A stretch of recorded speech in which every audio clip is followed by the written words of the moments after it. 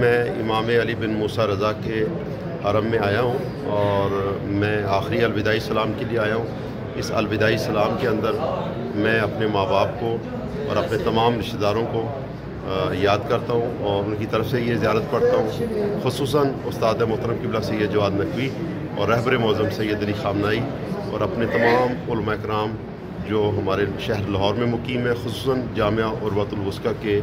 علماء، ان کے لیے اور اپنے مرکز تعلیم القرآن کے مومنین کے لیے، اور ان میں ہمارے قاسم بھائی اور اسی طرح سے جو ہماری محترم انتظامیہ ان کو یاد کرتے ہوئے،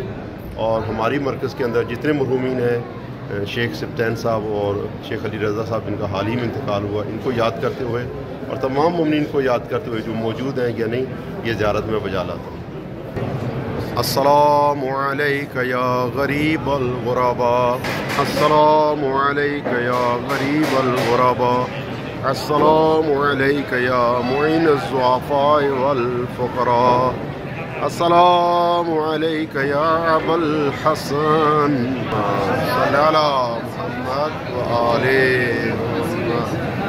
اللہ